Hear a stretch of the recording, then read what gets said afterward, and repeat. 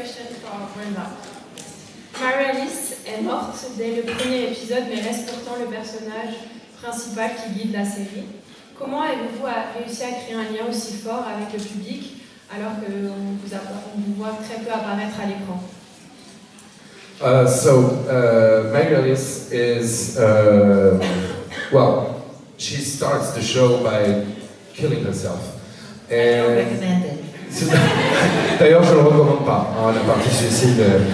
But anyway, it's like one of the first times that we have a character that killed herself in the beginning, but managed to stay all along the show and stay the main character of the show and creating something special with the audience and still with all the other characters. So how did you manage to create such a bond, even if we don't see you a lot on the show?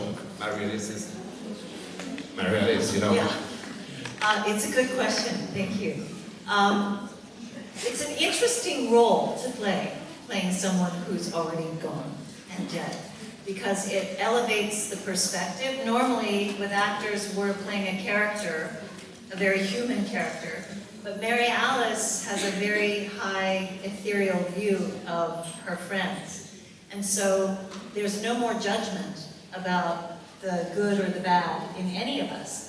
It's all compassion, and it's all love for her friends. So in a way, I get to speak to each of you through the character. My name is Marie-Alice Jones. I'm gonna go to sleep tonight, Greg.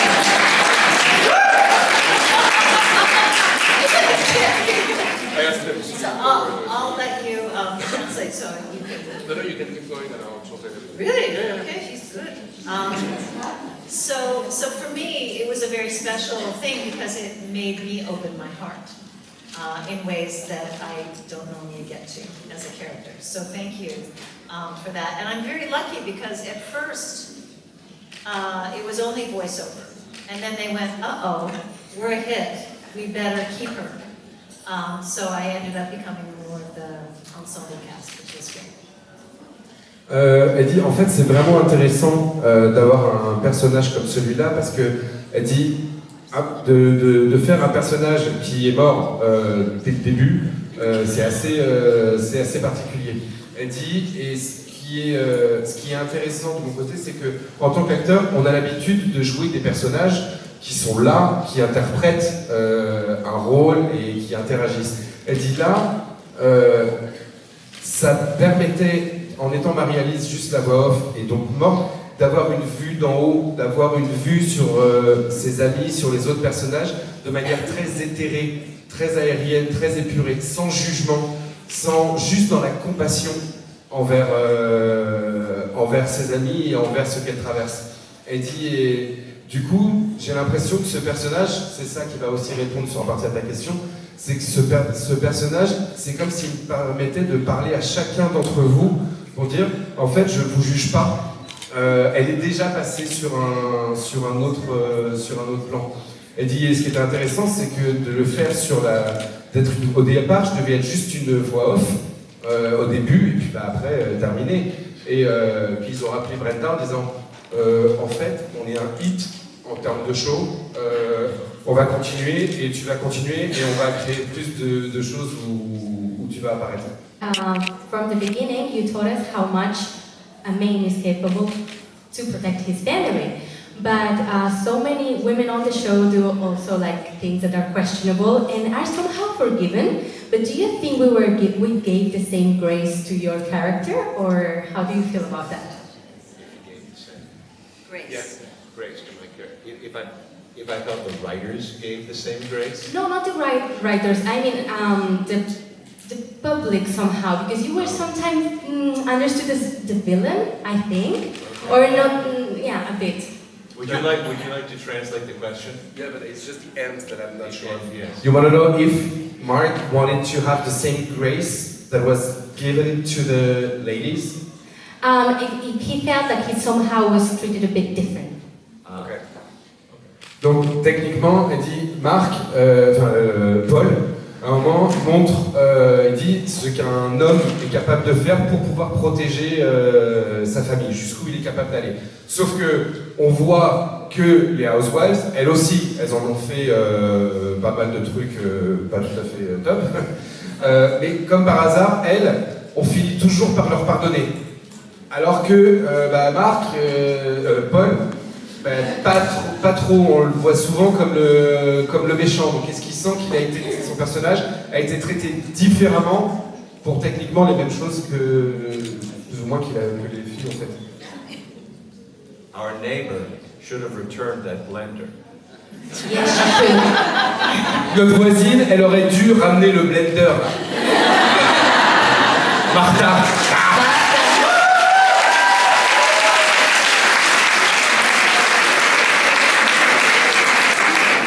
To answer the question, I was talking about this with Cody, about how Paul Young oftentimes was, well, not the best guy, but oftentimes was sympathetic, I think is what you're saying. And I think that played an interesting role in the story, that you oftentimes thought, oh, he's evil, and then oftentimes was sympathetic because he was defending his family and was trying to look out for them, and was handed a raw deal, or all the things that were written for all the 8 seasons. But it was definitely an interesting journey, and I think that the writers toyed with the idea of making him sympathetic and yet somewhat, well, evil at times. So it's a good question. Thank you. Thank you so much. Il dit, je pense que en fait, les scénaristes, ils ont vraiment décidé de jouer avec cette notion de, à la fois, c'est le méchant, et à la fois, on va quand même le trouver sympathique, parce que, d'ailleurs, il disait qu'il en parlait avec Cody, cette ambivalence. C'est-à-dire que, oui, il est méchant, il fait plein de trucs qui sont bien douteux, Martha déjà, mais surtout, on le trouve sympathique parce qu'on peut aussi comprendre qu'il brille et qu'il le fait pour sa famille. Et que du coup, il dit, je pense que les scénaristes ont joué, il dit, mais le voyage pour jouer ce personnage était intéressant au cours des 8 saisons. And one last thing, after playing Paul Young, I played bad guys from then on.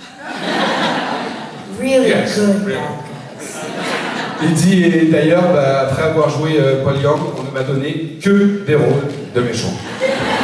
Has it ever been difficult for you to find roles because of your eye? And if so, how did you deal with it? Because it's very complicated for me to find roles. Yes, I commiserate.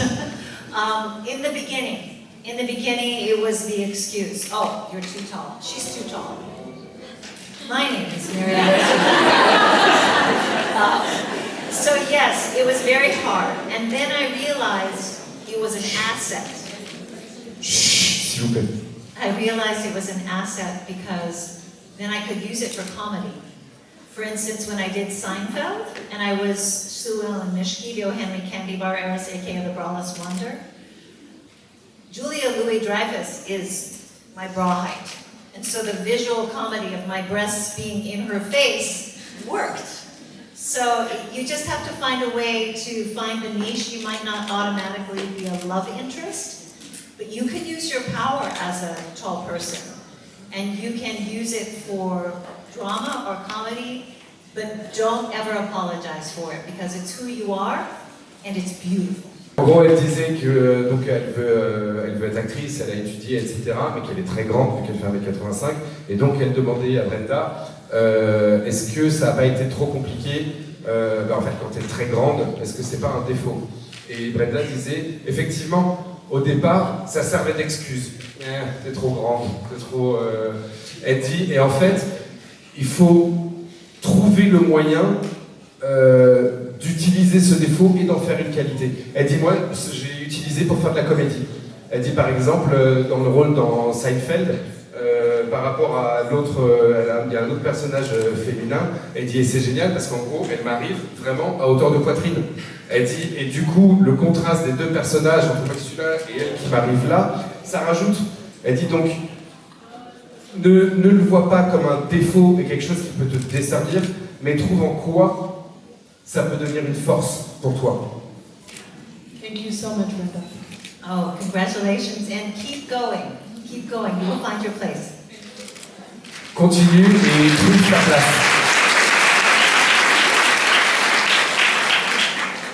Bonjour. Moi, je me permets une question parce que je suis comédien à côté et ça m'intéresserait de savoir comment vous avez tous les trois travaillé vos personnages tout au long de la série et plus particulièrement pour cette famille qui a tant de secrets mystérieux jusqu'à la fin. Qui est dysfonctionnel. So on the side is comedian as well, and he wanted to ask you, the three of you, how did you prepare to play your characters as a very dysfunctional family that has so many secrets? Cody, you can Yes, handle thank you. dysfunction. Zach was very functional, first of all. Thank you very much, for the question. I think for any piece what you're doing as an actor initially is, the writing obviously is going to do a lot of the work for you as an actor and the heavy lifting. And in this case, the pilot episode was really a fantastic, written piece of television. And initially when I received, when you do auditions, you get just a small scene that you have to do, and you kind of have to go through a process of making a discovery and making choices. And my initial thing was, this is really weird. Very strange. The audition scene, which I remember, was there's a scene early on, I think it's maybe the second episode, and it's Zach and Paul sitting at the table, and they're discussing the fact that Paul didn't put in an obituary for Mary Alice, and Zach is very distraught by this. That was the audition scene. So for me, the process is, it starts there. And I think one of the really fun things about television as a format is that the actors and the writers are discovering the show and the characters simultaneously.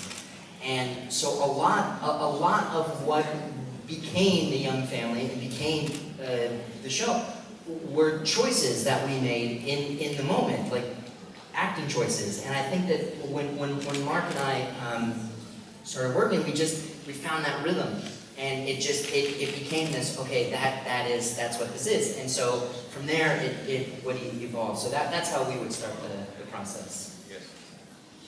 Il dit, au départ, c'est vraiment sur le principe de l'écriture. Ce sont les scénaristes qui créent les personnages, qui amènent l'histoire et qui amènent la grosse partie de ce que va devoir être le jeu de l'acteur, et en tout cas de ce que va devoir être le personnage. Après, ils disent, effectivement, c'est de trouver ton chemin, parce que tu reçois en fait un script pour l'audition qui est tout petit. En fait, tu as une bribe de l'histoire, et à toi de te dire, ok, je vais essayer de faire ça. Et je me souviens, l'audition que j'ai passée, je crois que c'était le deuxième épisode, et c'est la scène où Zach et Paul sont à table, et en fait, Zach reproche à Paul de ne pas avoir mis je ne sais plus comment on dit en français. Les loges funèbres. Merci, les loges funèbres dans le journal. Et voilà, et c'est cette scène-là qui a servi d'audition. Et du coup, quand ils ont commencé à tourner tous les deux, ils ont chacun mis leurs pattes à ce qu'il y avait des trucs. Et en fait, c'est comme ça que ça s'est créé. Et ils disaient, et là on s'est dit, ok, donc ça c'est la dynamique dans laquelle on part et de la manière. Et il dit, en fait, pour la création, c'est un travail commun entre les acteurs et les scénaristes. En gros, on découvre les personnages en même temps, au fur et à mesure où ils sont écrits, au moment où ils sont joués, et donc chacun va équilibrer, va ajouter sa patte pour faire avancer. Donc, ils disent c'est ça le début du process pour la création des personnages. And I think Cody brings up a great point in that on many television shows, it will start off a certain way, the writers will have an idea how it's going to go, and then they'll see a scene and see that there may be other choices to be made. along the way. Even with the Young family, I'm not even sure they thought it was going to be so serious at first. Because it was a comedy, it is a comedy. So I wasn't quite sure, because I'd only done comedies with Mark Cherry, as to how funny it may or may not have been. But as soon as we played it dead serious and straight, that sort of became the element of Paul Young and the Young family. So it does change. Et Marc dit effectivement, Cody touche un point vraiment concret. Il dit parce que très sincèrement, au départ, je suis pas sûr que pour la famille Young, ils avaient décidé que ce soit quelque chose d'aussi sérieux. Il dit au départ, ça devait être une comédie. Ça devait être. Il dit j'ai déjà bossé avec Mark Cherry, c'est des comédies plus ou moins drôles qui font rire plus ou moins. Il dit mais je pense pas. Il dit et en fait c'est vrai qu'il y a des moments où au départ, on part sur quelque chose et en voyant, d'accord, on va prendre cette direction-là parce que ce qui a été donné par les acteurs donne l'envie de changer. I have one more thing. It's hard to prepare for something in a long series when it is a fluid thing, so you just have to go with what's on the page and what you know. I didn't even know that Zach wasn't my son until the writers revealed it to me. And that I had fertility issues, or that I was Angela. Like all of those things were revealed to me later. So you go with what's on the page and then you make that work, and then it leads their minds and it becomes a kind of a tennis match between the actors and the writers. Elle dit, et d'ailleurs, je pars par la fin, elle dit c'est comme un match de tennis entre les acteurs et les scénaristes. Elle dit parce que ça doit rester fluide, parce qu'on ne sait pas ce qui va arriver avant, mais même les scénaristes, elle dit moi je ne savais pas que Zach n'était pas mon fils, que j'avais des problèmes de fertilité, et même que j'étais Angela avant. Elle dit donc en fait tu fais avec, on te donne ton script, et tu fais avec, et tu go with the flow. Go with the flow. Yeah, and one thing I should say about working on television as an actor, which is really exciting, is that... Oh, yeah, excuse me. Yeah, one thing I want to say about working on television specifically as an actor, I think that's really exciting, is that we are very much like the audience, living episode by episode. So we get a script, and we're like, okay, who's dying, who's, and so we get to experience the same sort of feeling that the audience, and we just... that we make it to the next episode, pretty much, and still have a job, but we get to experience it that way as well. So yeah, so sometimes you read the script and you're like, what? Yeah, very often, yeah. Il dit en fait ce qui est génial quand tu bosses en série télé, et surtout pour les séries, il dit c'est qu'en fait, techniquement, on vit un peu la même expérience que vous, les fans, parce que on ne sait pas à l'avance ce qui va se passer. Donc on ouvre le scénario et on se dit qui c'est qui va mourir aujourd'hui? Et tu lis le prochain en disant j'espère que je serai dans le prochain épisode, j'espère que je serai encore dans le prochain épisode. Et il dit mais en gros c'est ça, et c'est là où j'ai dit ouais en gros le scénario et comme nous tu fais quoi?